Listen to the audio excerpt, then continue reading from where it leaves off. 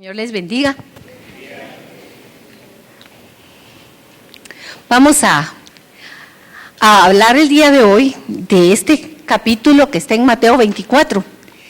Es un momento bastante fuerte donde el Señor le está hablando a sus discípulos de cuándo va a ser el fin de los tiempos y qué señales va a haber. Y es algo que se da después de varias situaciones que el Señor ha venido pasando con sus discípulos y con otro montón de personas que no eran sus discípulos. Pero en el versículo 35 Jesús dice algo. Es una aseveración total. Y Él dice, el cielo y la tierra pasarán. Esto que nosotros vemos y que nos parece tan precioso, y que pareciera que no cambia y que está ahí firme, realmente va a pasar.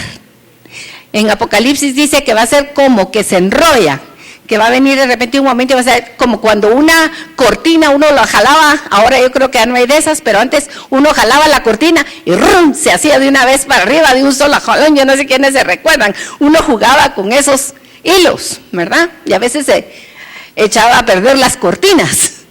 Bueno, el Señor dice que así va a ser el paso, va a ser como en un momento. El cielo y la tierra pasarán. Mas mis palabras no pasarán. El Señor está afirmando aquí que lo que Él dice, eso va a ser. Que lo que nosotros creemos que es inconmovible, se va a pasar y va a desaparecer. Pero Él, su palabra es permanente. Y partiendo de ahí, vamos a irnos un poquito más atrás, porque esta semana el Señor me hablaba, cuando está preparando el tema, ¿dónde están enfocados nuestros ojos? La semana pasada el Señor también nos hizo una reflexión a los que estaban aquí. ¿Quiénes se recuerdan qué nos dijo el Señor la semana pasada? Que necesitábamos escucharle atentamente, que no le estábamos escuchando con atención, que Él estaba aquí, que Él ya nos estaba hablando, pero que nosotros estábamos como que no le escuchábamos. Y de igual manera este tema tiene que ver con lo mismo, y el Señor está interesado por alguna razón de remarcar su palabra, dónde están nuestros ojos y dónde está nuestra atención en Él. En el boletín que tienen ustedes en sus manos, habla de este asunto. ¿Qué tanta atención ponemos a lo que Jesús nos está diciendo? Porque en el capítulo 24 inicia cuando Jesús, saliendo del templo, va con sus discípulos. Fíjense, no va con cualquier gente o con una multitud como en otras oportunidades, sino que dice la palabra que Jesús va con sus discípulos, gente que estaba con Él ya desde hacía tiempo, que le escuchaba, gente a quien Él enseñaba su palabra. Y cuando salen del templo, le dicen, Señor, ¿ya viste esto que está aquí, el templo tan grande? Y yéndome un poquito a averiguar qué era lo que ellos le estaban mostrando a Jesús y por qué estaban impresionados, se refiere al tercer templo, al templo que había levantado Herodes, y que dice, según Josefo, un historiador famoso de la antigüedad, que el templo que había levantado Herodes tenía unas piedras blancas preciosas y que estaban forradas también como, ¿cómo se diría? Como las sisas de los azulejos eran de oro, y que tenía las paredes que daban hacia el oriente de ese templo, habían sido pintadas de oro. O sea que debe haber sido realmente una construcción impresionante, aunque no tanto como el primer templo que fue construido por Salomón. Este era el tercer templo. Y ellos están ahí diciéndole, Jesús, ¿ya viste qué templo más hermoso? Y ahí es donde Jesús le responde, de esto no va a quedar nada, les dice. Piedra sobre piedra no van a ver ustedes. ¿Se pueden ustedes imaginar lo que una persona puede sentir en ese momento? Estas personas que para ellos eso era algo majestuoso y que le digan, de esto no va a quedar nada. Debe haber sido para ellos como, ¿será Jesús que de verdad no va a quedar nada? ¿No te lo estás tú imaginando? Así como cuando alguna vez se le cuentan a uno alguna noticia y uno dice, ¡mua! De veras, ¿verdad? Así me imagino yo los discípulos en ese momento se deben de haber quedado choqueados con la respuesta de Jesús, porque para ellos aquello era maravilloso. Y Jesús le dice, miren, no va a quedar nada de esto que ustedes están viendo.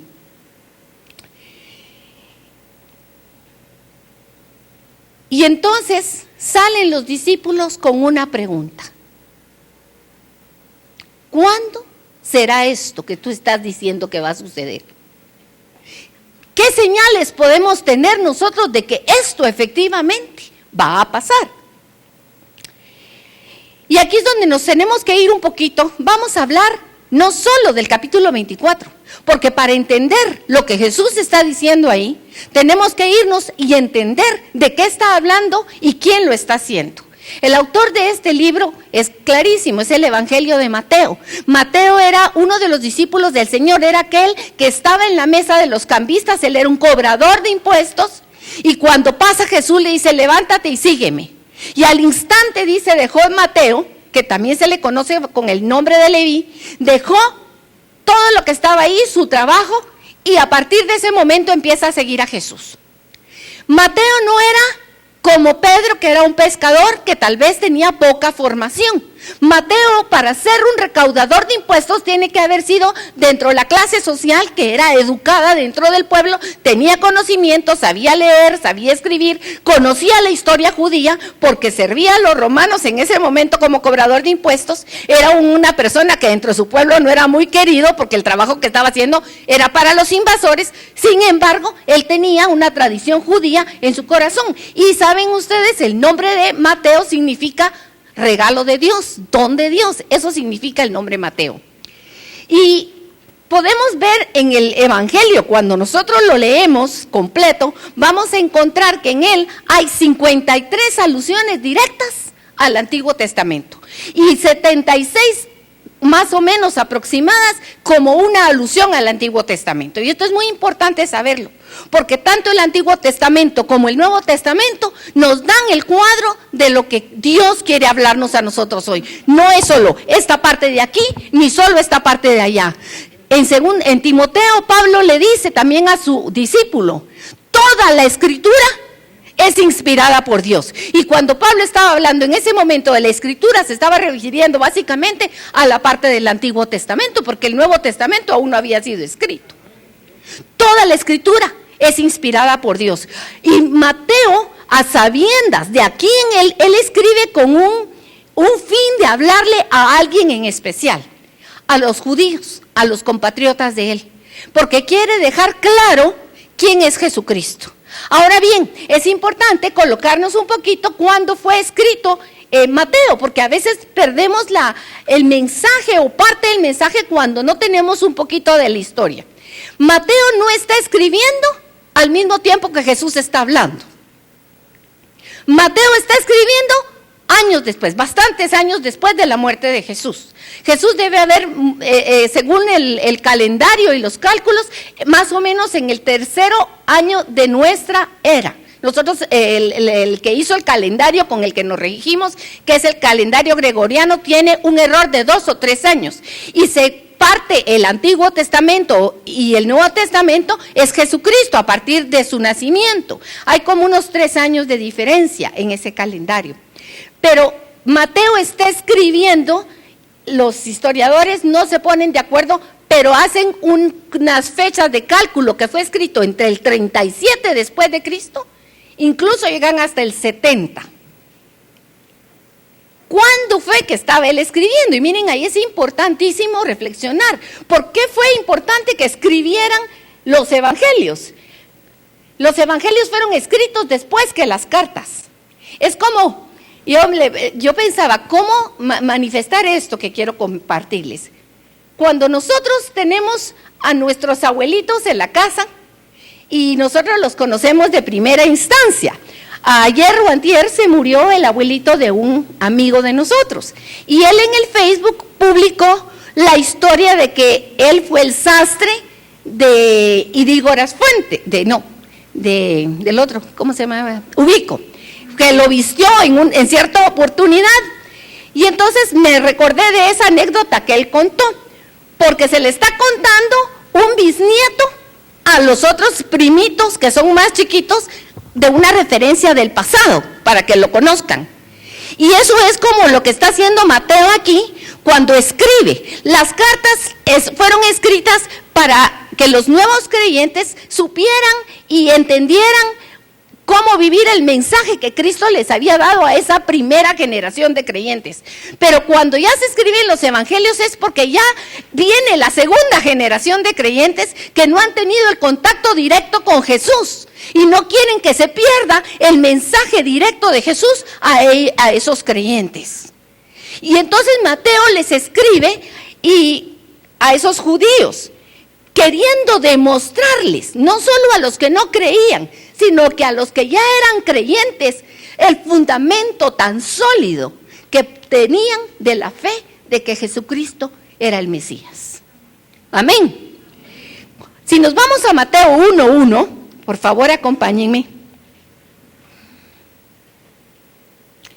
Vamos a encontrar la genealogía de Jesús.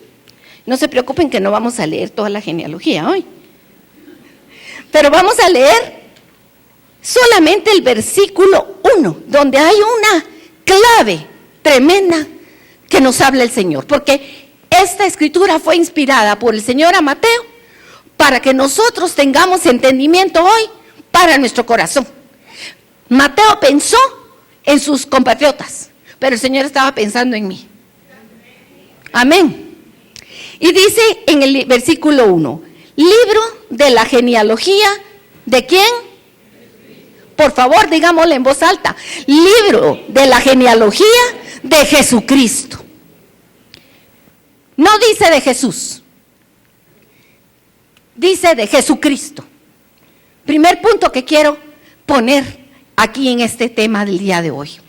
¿Por qué Jesucristo? Jesucristo es la unión de dos palabras. Y Mateo le está hablando a judíos que esperaban a un Mesías, la palabra Mesías. Y Cristo significa lo mismo. Una es en hebreo, Mesías, y Cristo es en griego. Pero las dos palabras significan el ungido, el enviado de Dios. Y Mateo empieza diciendo, voy a darles la genealogía de quién viene, no Jesús, sino Jesús el ungido, el Mesías al que hemos estado esperando, el Cristo. Y empieza uniendo esas dos palabras, porque Jesús, su nombre significa Dios salva, el ungido de Dios que salva, el que hemos estado esperando. Segundo, la genealogía que usa Mateo parte de que Jesús es hijo de Abraham. ¿Quién es Abraham? Para nosotros Abraham en realidad significa poco, mis hermanos, si lo vemos con claridad. Es tan lejano a nosotros y tampoco tiene que ver con nuestra vida que solo de oídas lo conocemos. Pero para el judío no. Para el judío Abraham es su padre.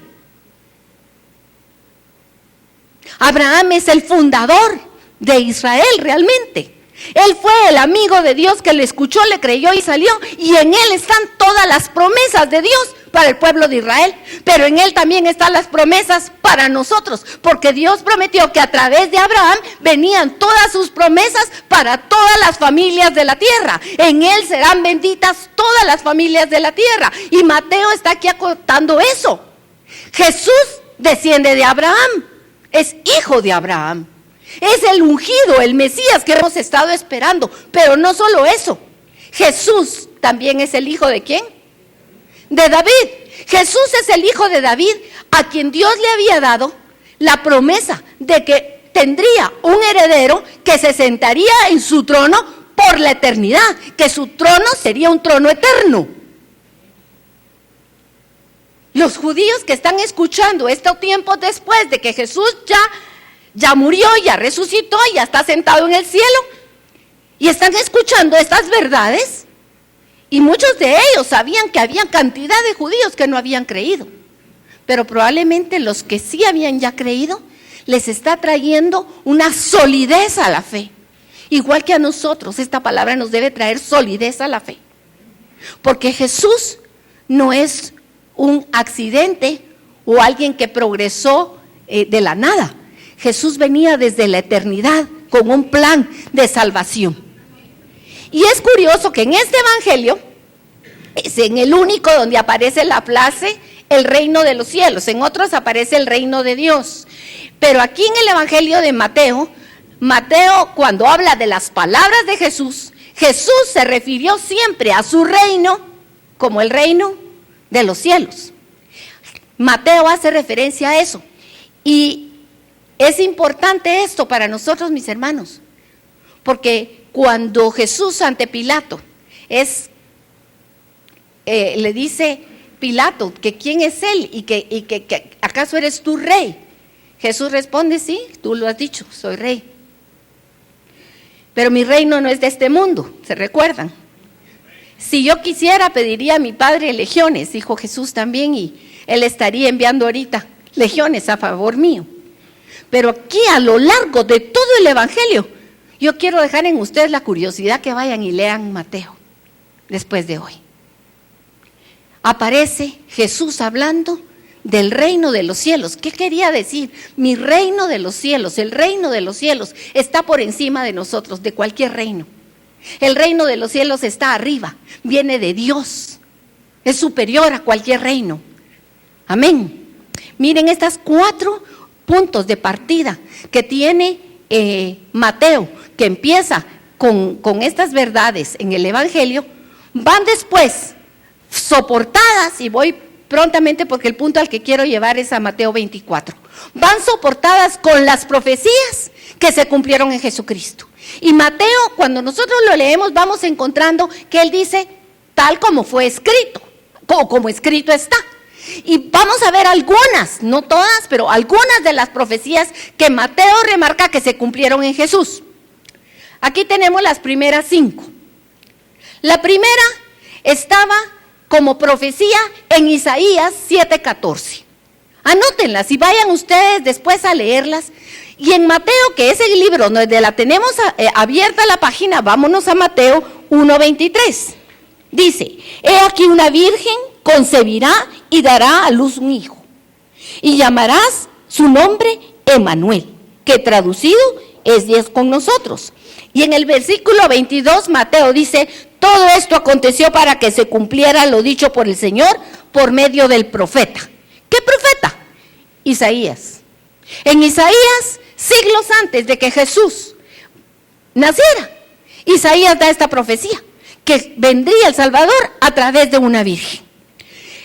En la segunda profecía la podemos ver en Mateo 2, versículo 5, cuando dice: y tú, Belén, de la tierra de Judá, no eres la más pequeña entre los príncipes de Judá, porque de ti saldrá un guiador que apacentará a mi pueblo. Y si nosotros vamos al versículo anterior, dice: ellos le dijeron, en Belén de Judea, porque así está escrito en la profecía. ¿Qué profecía? En Miqueas 5:2. De Egipto llamé a mi hijo, capítulo 2, versículo 15. Y estuvo allá hasta la muerte de Herodes, para que se cumpliese lo que dijo el Señor por medio de ¿quién? Del profeta. ¿Qué profeta? Oseas 11:1. Vámonos al cuarto. Otra profecía cumplida en Jesús. Envío mi mensajero delante de ti, Mateo 3:3. Mateo 3:3 dice: pues este es aquel de quien habló el profeta, ¿qué?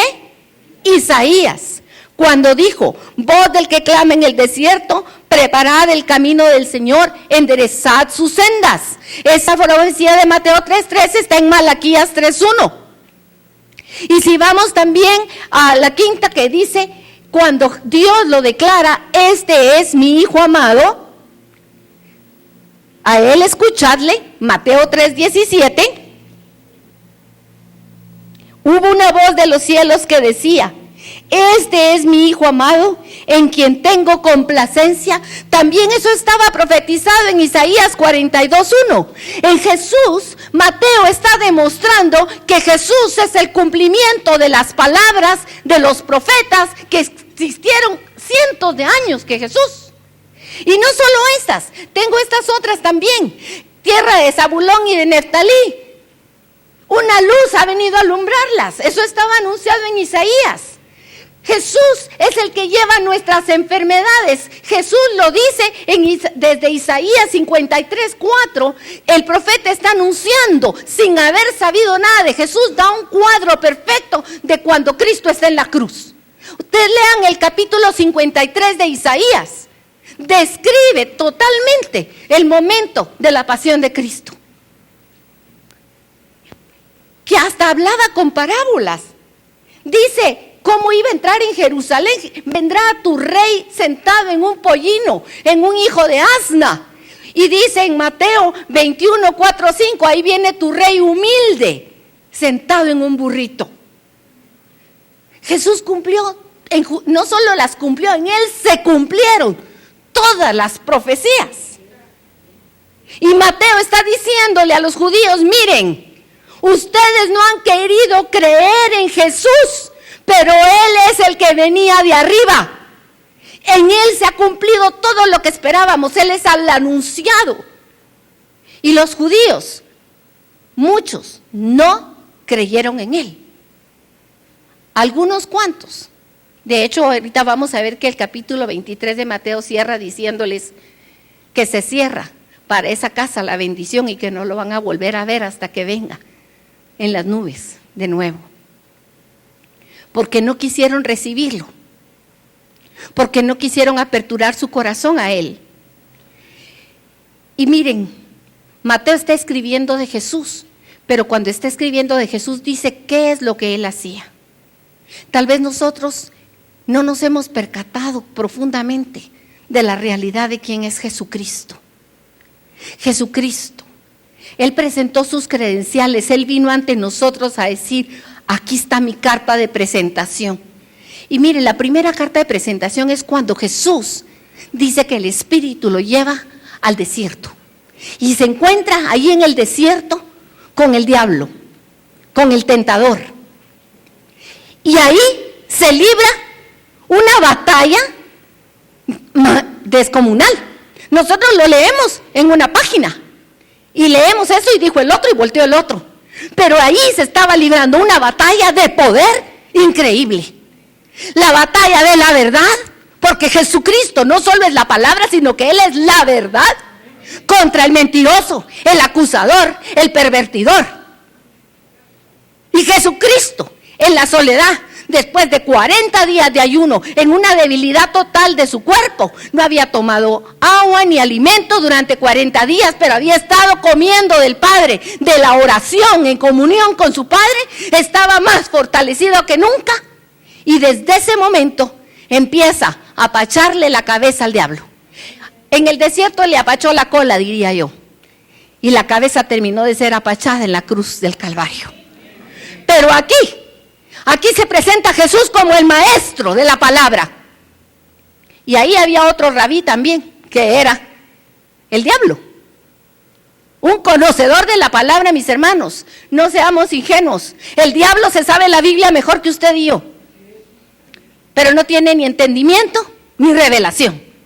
Y usted tal vez sí tiene unos poquitos versículos, pero espero en el Señor, y es mi deseo de todo corazón, que lo poquito que usted tenga ya sea parte escrita de Dios en su corazón, porque es promesa de Él para nosotros, que esa palabra va a estar escrita dentro de nosotros. Esa batalla se libró ahí, no vamos a entrar en esa batalla a verla, pero ¿con qué batalló Jesucristo? Escrito está. ¿Y qué le contestaba el otro? Escrito está.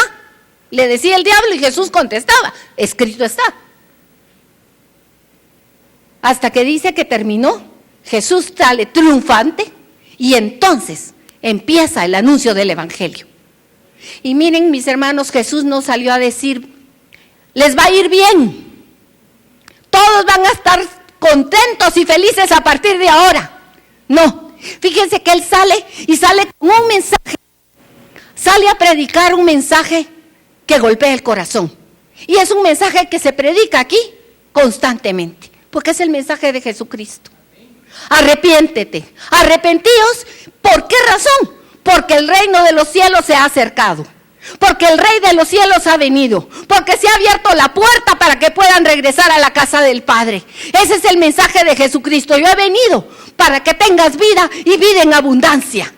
El reino de los cielos se ha acercado. Lo que se había cerrado, lo que había quedado para ustedes totalmente fuera de su alcance, Dios ha tenido misericordia y yo he venido para que si tú crees tengas vida eterna.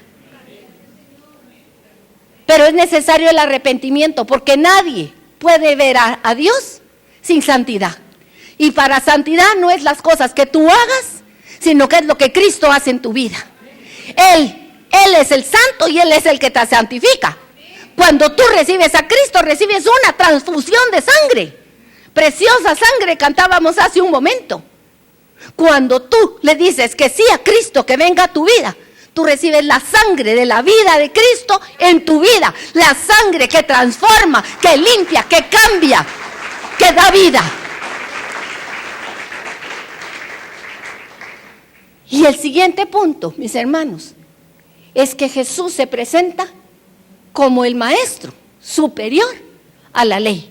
Y este es un punto importantísimo para nosotros. Para el judío, la ley era el tope. Dios había escrito con su dedo los mandamientos y ahí, y luego los, no sé, 600 y pico de decretos. Pero Jesús viene, se sienta en la cátedra de Moisés y dice: habéis oído que se dijo a ustedes tal cosa, mas yo os digo. Y no lo dice una vez, lo dice varias veces. Para los judíos que lo escucharon, no el evangelio, para los judíos que lo escucharon de primera línea, imagínense que llega Jesús, un desconocido, y dice: ustedes oyeron tal cosa, pero yo les vengo a decir, no, quiten eso de ahí. Yo les digo lo que es la verdad. Vamos a poner y vamos a reformar el libro de la ley. Jesús vino a dar cumplimiento y a darle plenitud a la ley. Para los judíos eso fue un shock, mis hermanos. Y tal vez para nosotros necesitamos que se caigan de nosotros todas las estructuras de pensamiento que tenemos adquiridas de por años, de que creemos que una cosa así es y que así es y nada más así es. Y Jesús tiene que venir y tiene que derribar esas estructuras que hemos hecho en nuestras cabezas. ¿Cuántos de nosotros hemos experimentado en nosotros eso? Que Jesús nos ha dicho: ustedes creían tal cosa, pero yo les digo que eso no es así. ¿Quién lo ha experimentado? ¿Quién de ustedes ha tenido esa palabra para su corazón? Jesús es superior a la ley. Y esto que estoy diciéndoles, mis hermanos, para los judíos fue un shock. Porque ¿quién podía cambiar la ley sino solo Dios? Jesús, sin decir soy Dios, se los estaba diciendo. Al buen entendedor con señas, dice, ¿verdad? A los entendidos con señas. Y no solo lo dice, Jesús lo demuestra. Estoy siguiendo todo el Evangelio de Mateo. Ahorita voy por el capítulo 7. El Evangelio de Jesús, en la primera parte, se sienta en el monte del sermón del monte, conocido por todos nosotros cuando predica: bienaventurados los pobres de espíritu, y se va con las bienaventuranzas, y después enseña sobre el matrimonio, enseña sobre el enojo, enseña sobre que somos sal y luz, enseña sobre muchas cosas en el sermón del monte. Y terminado el sermón del monte, baja y va por los caminos y se acerca a un leproso, y Jesús sana al leproso. Pero en ese entonces ni se aliviaba, mucho menos se curaba. El leproso era proscrito, era echado fuera, era rechazado plenamente porque incluso pensaban que era contagioso. Jesús a lo primero que sana y lo señala. Mateo, curiosamente, contando el primer milagro, es un leproso. Sana con una palabra. Llega un centurión y le dice a Jesús: mi siervo está enfermo en mi casa. Y entonces le dice Jesús: voy a ir a verlo. No, Señor, no vayas, no hace falta. Solo di una palabra tuya y mi siervo se va a sanar, porque yo también tengo siervos bajo autoridad, y cuando yo digo que vayan, van, y cuando yo digo que vengan, vienen. Y Jesús dice que se sorprendió de la fe de este hombre. Y así fue, con una palabra, a la distancia. Mis hermanos, cuando alguien está enfermo, es cierto, la palabra dice que vayan los ancianos y que impongan manos y que lleven aceite y que se unjan con aceite, pero no hay necesidad, porque en el nombre de Jesús a la distancia Él tiene el poder de sanar. Amén. Él sana con una palabra. Él ordena al viento y al mar que calmen. ¿Quién puede decir en medio de una tempestad: cállate viento, mar, aquíétate, y que al instante le hagan caso? Pero a veces ni el perro de la casa nos hace caso. Pero la autoridad de Jesús va sobre la enfermedad, va sobre el pecado, va sobre las cosas naturales. Jesús es Dios, lo está diciendo, lo está demostrando constantemente. Amén, gloria a su nombre. Pero el shock que les llevó y que los dejó paralizados es que Jesús le dice: hijo, vete en paz, tus pecados te son perdonados. Y yo digo que ahí le debe haber dado a alguno como un ataque. ¿Qué está diciendo este? Furiosos, ¿qué se le ocurre a Jesús decir perdona tus pecados? Mis hermanos, nosotros qué fácil, venimos de una cultura donde uno iba detrás de un vidriecito y uno decía sus pecados y salía ahí perdonado. Y creemos que es tan fácil.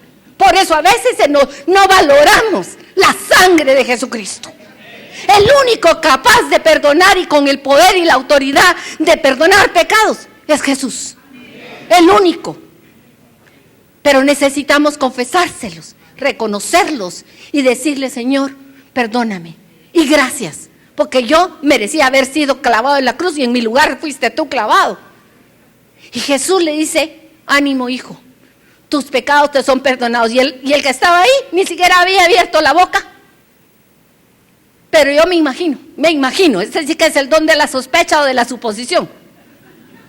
Me imagino que al que le perdonó en esa ocasión los pecados, él en su corazón y en su mente estaba diciendo: me merezco estar aquí enfermo con este dolor y este sufrimiento, porque soy un pecador.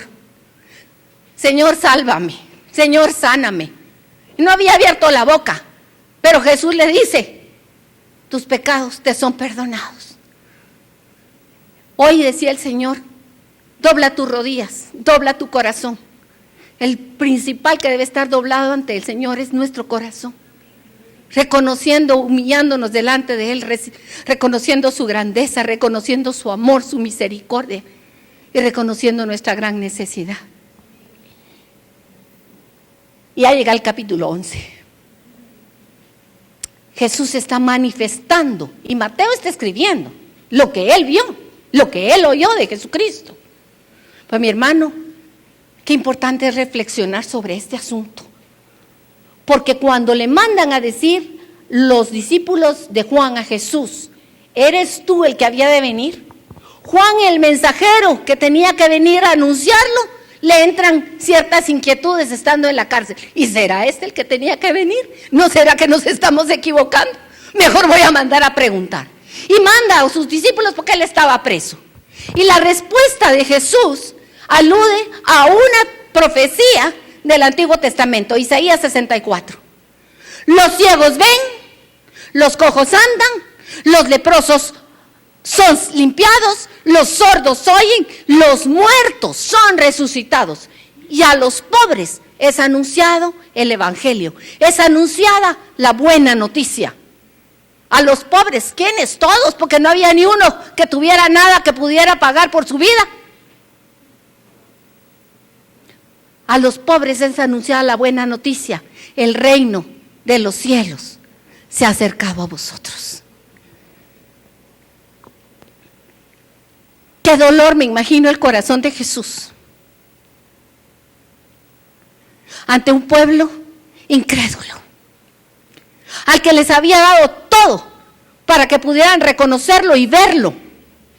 Tenían las profecías, tenían las promesas, los profetas, pero su religión, sus prácticas se habían vuelto para ellos la cárcel y no podían ver más. Se les pusieron como aquellas cosas que les ponen a los, ahora ya no hay, ¿verdad? Pero antes habían los caballitos que pasaban, que eran los que jalaban los carros de la basura y que venían en carretas y les ponían a las bestias unos yo no sé cómo se llaman, pero les ponían en los ojos, ¿para qué? Para que no se salieran y no se fueran del camino. Así veo yo a este pueblo. Tenían los ojos tapados, tenían ojos y no veían, tenían oídos y no escuchaban. De nada les sirvieron todas las profecías porque no pudieron entender que el Rey estaba enfrente de ellos, que el Señor, el Todopoderoso, ahí estaba. Y mis hermanos, esta palabra no solo es para ellos, es para mí, es para ti.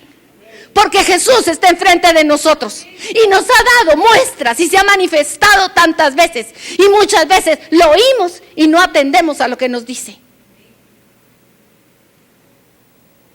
Y el corazón de Jesús hay una palabra, no la tengo aquí, pero Jesús dice: Jerusalén, Jerusalén, que matas a los profetas. ¿Cuánto tiempo he deseado tenerte como la gallina tiene a sus polluelos bajo las alas? Pero tú no has querido. Y esa misma palabra puede ser para mí o puede ser para ti. Hijo, hija, ¿cuántas veces te he hablado, te he llamado, te he invitado a que estés bajo mi cobertura, bajo mi protección, bajo mis palabras?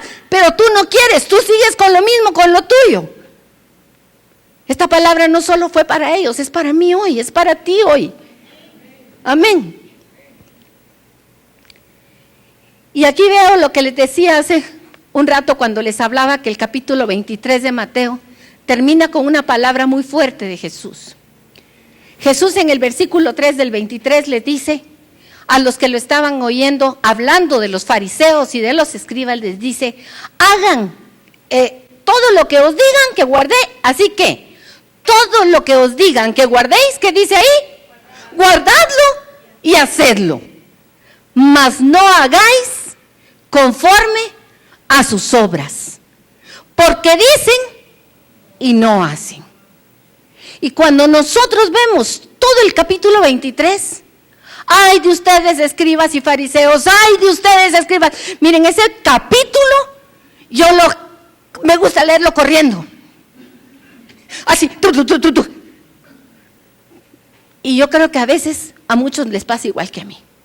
Porque ese capítulo está escrito para mí. Cada ay tiene que pegarme a mí en el corazón para que yo diga ay y me arrepienta. Jesús ciertamente nos ama. Su amor es eterno. Pero su amor no es como el de nosotros, que pasa por alto la injusticia, que pasa por alto la mentira. Jesús, al que ama, corrige, dice Hebreos, ¿verdad? Como un padre. Cuando Jesús está aquí, dándoles con la vara a los fariseos hipócritas, está trayéndolos a un verdadero arrepentimiento. Jesús quería que esos hombres que le escuchaban dijeran: esto es para mí. Aquí está el Rey de los Reyes y yo no lo he querido reconocer. Perdón, Jesús. Y están todos esos ayes, pero me imagino que al final, por su palabra, Jesús, lo que dijo al final, que dijo: he aquí, les dice, vuestra casa os es dejada desierta. Me voy de esta casa. Vine a ustedes, pero no me recibieron. Porque os digo, ¿a quién le estaba hablando? A judíos, incrédulos. Y le está hablando todavía hoy a los incrédulos de este mundo, a los que rechazan a Cristo. Porque os digo que desde ahora no me veréis hasta que digáis: bendito el que viene en el nombre del Señor. Mis hermanos, hay una canción que cantamos aquí: ven, es hora de adorarle, ven, abre tu corazón a Él, ven, ante su trono estamos, ven, ante la majestad de Dios. ¿Quién dice ven? Él. ¿A quién se lo dice? A mí. Ven, acércate a mí. Y luego dice: toda lengua un día, va a llegar un día en que toda boca va a confesar: bendito el que viene en el nombre del Señor. Va a llegar un día en que toda rodilla se va a doblar ante el Señor Jesucristo, pero no porque tengan fe o estén convencidos, sino porque no les va a quedar remedio. No va a quedar más remedio. Ahí se van a doblar hasta las rodillas de los diablos y de los satanes y de todos los enemigos de Dios. Pero hoy es el tiempo en que es por fe que podemos reconocerlo, que Él es el Rey de Reyes, el Señor de Señores. Amén. Y no esperar a ese día en que viniendo en las nubes digamos, ¡ay, qué horror viene al que traspasaron! Era cierto, yo no lo había creído. Y es aquí donde entramos al tema. Voy a terminar, no crean. Pero porque el Señor es grande, porque el Señor es bueno y misericordioso. Y Él tiene un mensaje para hoy y para nosotros, para cada uno de aquí. Cuando salen del templo, sus discípulos, dicen, no los que no lo conocían. ¿Quiénes fueron los que le dijeron?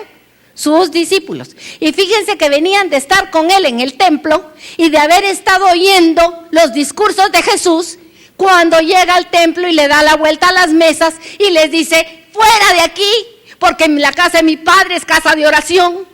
Ahí acaban de estar con Él escuchando lo que, ay de ustedes, escribas y esto y lo otro.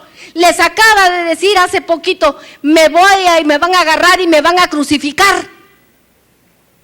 Y salen del templo y lo que se les ocurre decir a los discípulos es, ya viste, Señor, qué precioso este templo. ¿Se pueden imaginar ustedes a Jesús que iba encendido del poder de Dios, que acaba de terminar y le dicen esto? Y se voltea y les dice, ni piedra va a quedar sobre ellos. Para ustedes que esto es tan importante, no va a quedar piedra sobre piedra. Y eso tiene que hacernos reflexionar. Si tú crees que tu vida no se va a acabar, te tengo una mala noticia, sí se va a acabar. Tiene un límite. Dice que los fuertes y los muy robustos llegan a 80. Hay algunos que llegan unos cuantos años más, 120, algunos por ahí en el ¿cómo se llama ese de los Guinness? Ahora veo yo que algunos viejitos, 120 años. ¡Hala! ¡Qué tremendo!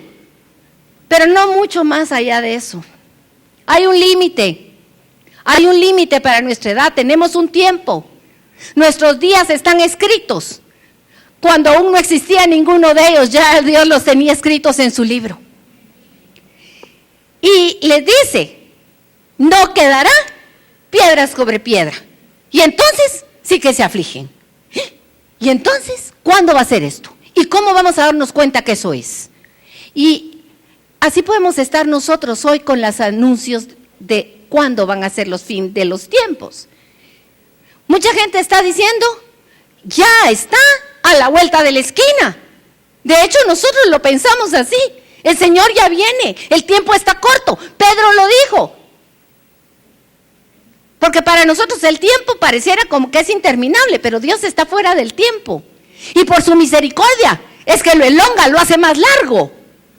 Pero el Señor está cerca, el Señor está a las puertas. Y Él les explica. Y lo primero que empieza es diciendo, mirad que nadie nos engañe. Mis hermanos, ¿qué necesidad tenemos de tener esta palabra hoy en nuestra mente? Mirad que nadie te engañe diciéndote ahí, por allá es, por aquí es. No. Es necesaria la relación con el Señor Jesucristo para que Él mismo te hable a tu corazón y Él te muestre el único camino a seguir, que es Él. Él es la única puerta, no hay otra. Mirad que nadie os engañe, porque Él lo advierte, van a venir muchísimos falsos profetas. Perdonen, no borré la primera, pero dice Mateo 24, 24 y 25.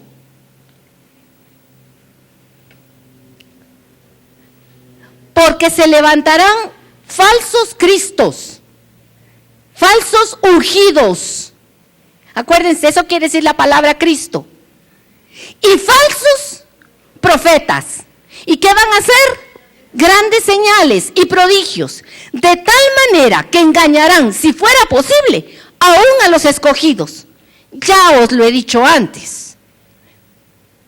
Jesús aquí en Mateo, está casi al final de Mateo 24 o en medio, y ya lo había dicho desde el principio, mirad que nadie os engañe. Mis hermanos, necesitamos poner atención a quien oímos.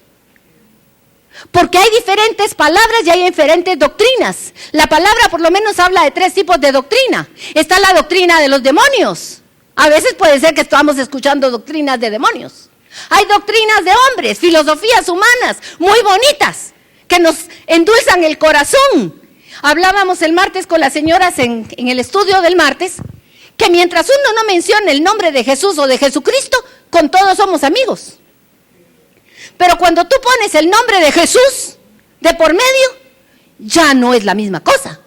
Porque dioses hay muchos. Y cuando nosotros decimos Dios sin ponerle un nombre, estamos como en río revuelto, todo es la misma cosa. Pero cuando ponemos el nombre de Jesucristo, hay división. O con Cristo o contra Cristo. Y hay muchas filosofías y muchas cosas que a veces nosotras mismas usamos que no son de Cristo. Son filosofías humanas, doctrinas de hombre.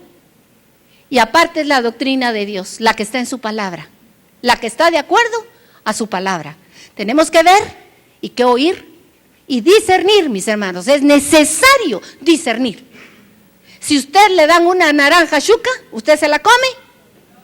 ¿Por qué no? Porque le sabe mal en la boca, porque usted tiene el sentido del gusto desarrollado. Así debemos de hacer con la palabra que no es palabra de Dios, desecharla, escupirla, no tragarla. Porque la única que debemos de aceptar es la doctrina de Dios, la doctrina de Jesucristo. Tiene que estar de acuerdo a su palabra, ser como los de Berea, que si oigo algo voy a investigar, que si me dicen es que yo soy del Señor y yo tengo unción del Señor y yo voy a sanar, deme sus credenciales, ¿dónde están sus frutos?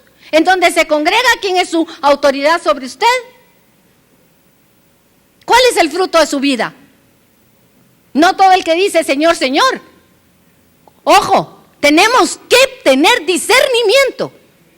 Y Jesús en el capítulo 24 les dice que van a haber señales del fin del mundo y de cuándo va a sucederlo el templo.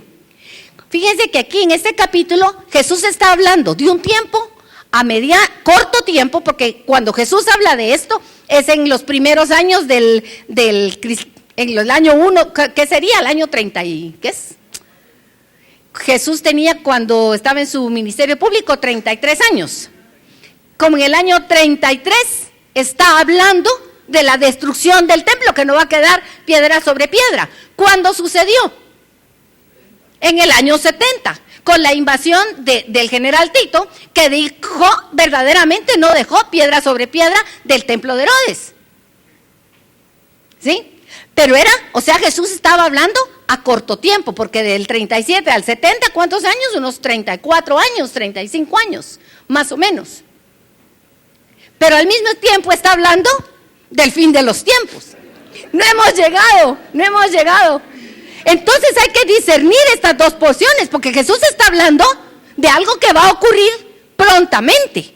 Pero está hablando también al mismo tiempo de un hecho que va a ocurrir para nosotros a la distancia. Y Jesús les dice que va a haber durante el tiempo, ese previo a la destrucción del templo, sufrimiento, persecución, aumento de la maldad, como parte de las señales. Y pónganse a pensar en los judíos que vivían en el año 70, cuando fue destruido eso y que se les vino encima la guerra.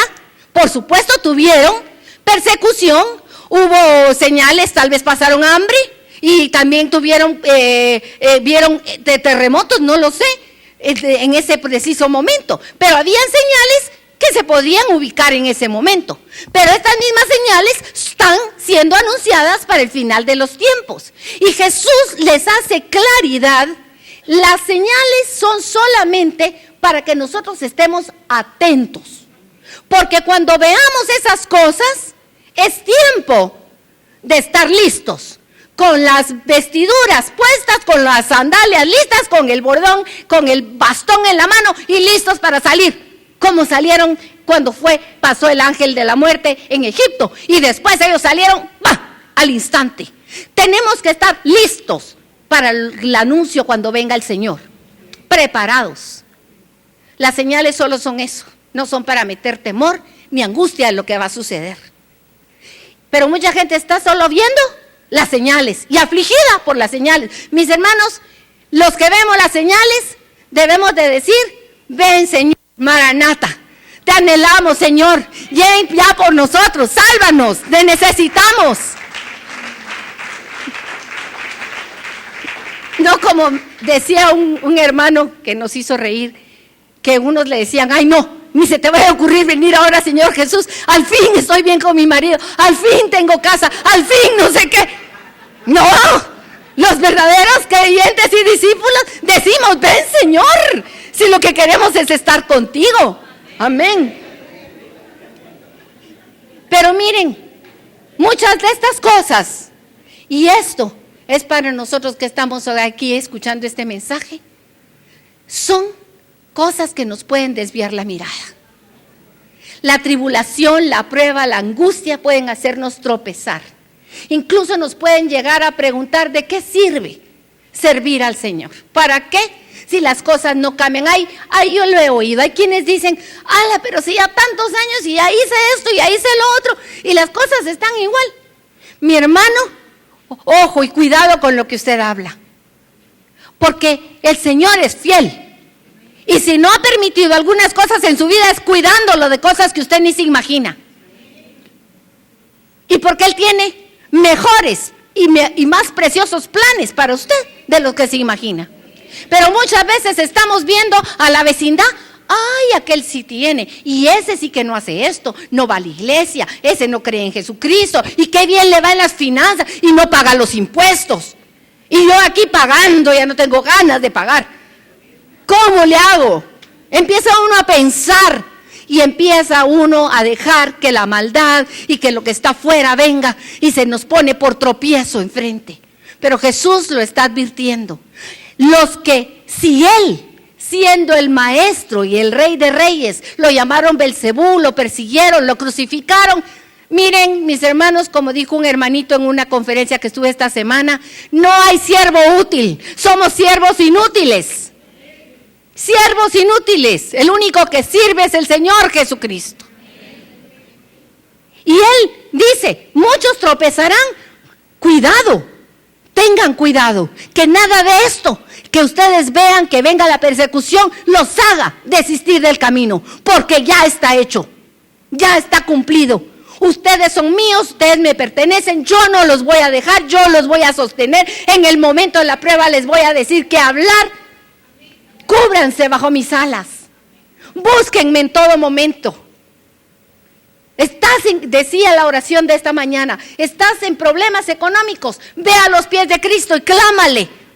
Estás en problemas de matrimonio, ve a los pies de Cristo y clámale. Tienes problema con un pecado, ve a los pies de Cristo y clámale su sangre, su perdón, su misericordia, su sabiduría. Clámale. Su salvación vino en un momento de tu vida y le recibiste en un momento, pero creer en Él es de todos los días, ya cada momento doblegar tu corazón delante de Él. Y es por gracia que viene su salvación, y su salvación en todas las formas en que podemos ser salvados. No os turbéis, les dice, y te dice a ti, que no te turben esas señales, que no te turben las cosas que estás pasando, sino persevera hasta el fin. Clámale al Señor que nos dé la perseverancia intermedia y final. Orad, mantente en comunión conmigo. Dime tus dolores, dime tus tristezas, dime tus angustias. Pídeme y yo te daré, dice el Señor. Búscame y me encontrarás. Orad. El cielo y la tierra, te lo aseguro, se acaban. Así como lo profetizó del templo, no quedó nada. De esto que tú ves, no va a quedar nada. De ti, no va a quedar nada. Polvo eres, al polvo vas a regresar. Pero nosotros tenemos nuestra mirada en nuestro Salvador, y Él dice que los que creemos, aunque hayamos muerto, viviremos. Y creemos que hay un lugar que Él se fue a preparar para mí. Hay un lugar que me está esperando que tiene nombre. Amén. pero sus palabras no van a pasar. Las palabras que él dijo en el Antiguo Testamento no pasaron, se cumplieron, todas. Pero dice el Señor ahí mismo, así como en los días de Noé, versículo 37. ¿Cómo eran los días de Noé? La gente comía, dormía, se casaba, salían de viaje, iban a las fiestas, la vida normal de todos. Aquí hoy venimos el domingo, pero a la tarde nos reunimos con la familia. Mañana vamos a trabajar, nos levantamos a desayunar, en la noche cenamos. Igual, las cosas iban sucediendo, los problemas del diario vivir están ahí, las alegrías de un cumpleaños, todo está ahí todos los días, la vida continúa. Pero dice, como en los días de Noé, no entendieron hasta qué. Si quieren me acompañan, vámonos, todavía tengo un par de minutos, versículo 37. Mateo 24, 37, ¿lo tienen?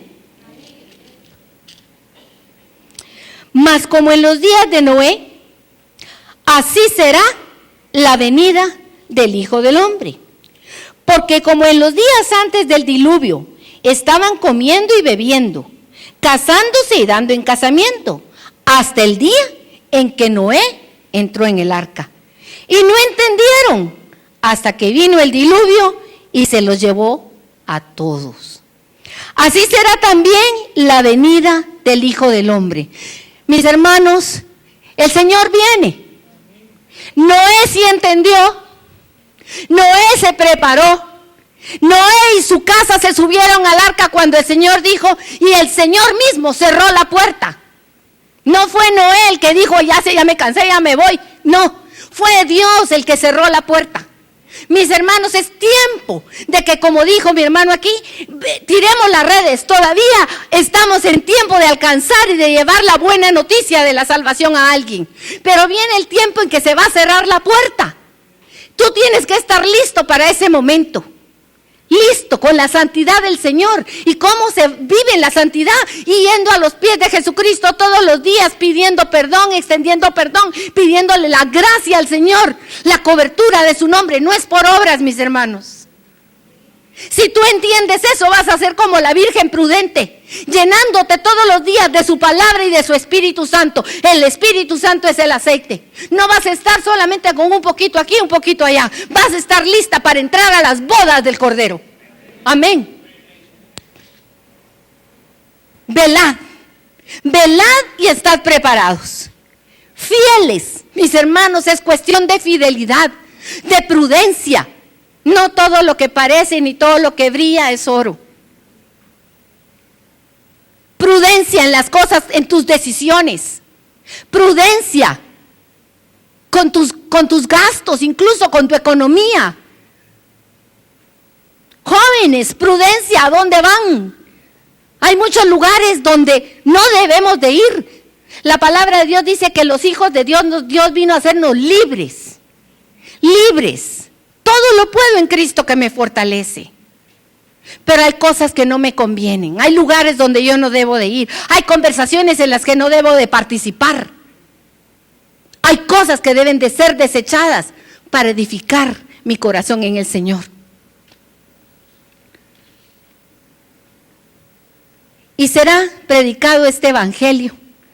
Y ahí quitemos la palabra evangelio. Y será predicado esta buena noticia de que el reino de los cielos se ha acercado. Eso es lo que está diciendo Jesús. En todo el mundo, para testimonio a todas las naciones, y entonces vendrá el fin. Yo vi cuando leí esto, vino a mi corazón un consuelo, una alegría, un gozo y una paz. Porque en medio de toda la tribulación que pueda venir, Jesús asegura algo. Nadie se va a quedar sin oír el mensaje del evangelio. Él dijo, mis palabras se cumplirán. El evangelio, la buena noticia de que Él se acercó y que de Jesús es el camino de regreso al Padre, está siendo anunciado y todos lo oirán para que nadie diga yo no supe, yo no me enteré. Y nosotros somos favorecidos de ser parte de esa comisión de llevar el mensaje de salvación a otros. Dios nos ha incluido en sus palabras. Y entonces vendrá el fin. No es, ay, qué miedo. No, gracias Señor, porque todos habrán tenido la oportunidad de recibirte y de reconocerte como el Señor. Termino con esto. Mis palabras no pasarán. Todo el Antiguo Testamento se cumplió en Jesús. Todo lo que Dios ha dicho se ha cumplido. Lo que fue dicho acerca del templo de Herodes se cumplió también. Hoy mi exhortación es: no tapes tus oídos. En Zacarías 7, del 4 al 11, está esta palabra. Y dice: vino pues a mí palabra del Señor diciendo, Dios de los ejércitos diciendo: habla a todo el pueblo del país y a los sacerdotes y diles: cuando ayunasteis y llorasteis en el 5º y en el 7º mes, estos 70 años, ¿habéis ayunado para mí? Cuando tú te pones en oración, cuando tú te pones en ayuno hoy, ¿para quién ayunas? ¿Para el Señor? ¿Para que venga su reino? ¿Para que se haga su voluntad? ¿Para que se cumpla su propósito? ¿O lo estás haciendo por ti mismo, para tus cosas? ¿En dónde está el énfasis de tu mirada? Y cuando coméis y bebéis, ¿no coméis y bebéis para vosotros mismos? ¿No son estas las palabras que proclamó el Señor por medio de los profetas primeros, cuando Jerusalén estaba habitada y tranquila, y sus ciudades en sus alrededores, y el Negev y la Cefela estaban bien habitados? Cuando todo está tranquilo y nos va bien, ni nos acordamos del Señor a veces. Y vino palabra del Señor a Zacarías diciendo: así habló el Señor de los ejércitos, diciendo: juzgad conforme a la verdad, haced misericordia, piedad cada cual con su hermano, no oprimáis a la viuda, al huérfano, al extranjero, ni al pobre, ni ninguno piense mal en su corazón contra su hermano. Pero dice en el versículo 11, no quisieron escuchar, antes volvieron la espalda y taparon sus oídos para no oír. Mis hermanos, no tapemos nuestros oídos para no oír. El Señor quiere que le escuchemos atentamente a lo que nos ha hablado. Cuántas cosas nos ha pedido que dejemos. Dejémosla. Pidámosle gracia al Señor para soltar todo aquello que no edifica. Pongamos nuestro corazón por el Señor. Volteémonos a Él y clamémosle su presencia. Jesús es Dios. Jesús es Jesucristo. Es el ungido de Dios. Oigamos su voz, pongamos nuestra mirada en Él y atendamos a su palabra. Yo te invito a que cierres tus ojos, vamos a orar. El Señor nos ha hablado fuertemente esta mañana. Si el Señor te habló y el Señor te trajo convicción, porque el que trae convicción es su espíritu a tu corazón de que tienes que dejar algo, si tienes que volverte a Él en arrepentimiento por alguna razón, si te mostró algo que tú no estás en la línea de su plomada, hoy es una oportunidad nueva y como siempre nos dan, decirle: Señor, perdóname. Señor, yo recibo tu sangre sobre esta área de mi vida. Te pido tu perdón y tu limpieza, Señor. O tal vez tú estás hoy aquí por primera vez y nunca habías sentido esa necesidad de decir: Jesús, yo creo que tú eres el Hijo de Dios, el ungido de Dios. Por favor, toma mi vida. Yo te invito a que tú tomes una posición por el Señor. Sé que estar sentado es muy cómodo, pero tal vez es necesario que te pongas de pie. ¿Qué quiere decir? Estoy aquí delante de ti. O tal vez es necesario que te arrodilles delante del Señor para pedir perdón, como Él nos dijo al principio de esta mañana: dobla tus rodillas y dobla tu corazón delante de mí. O si quieres estar sentado, pues quédate sentado, pero no dejes que tu corazón esté igual. Dile al Señor: te necesito. Creo en ti, Jesús. Gracias porque has venido a salvarme. Gracias por tu muerte en la cruz por mis pecados. Yo te reconozco hoy como mi único y suficiente Salvador. Y acepto tu vida en mi vida. Transfórmame, Señor, cámbiame, límpiame, purifícame. Quiero levantar mis manos y mi corazón a ti, en agradecimiento. Quiero honrarte con todo mi corazón todos los días de mi vida. Quiero atender a tus palabras, Señor. No quiero seguir igual, Señor. Oh, Señor.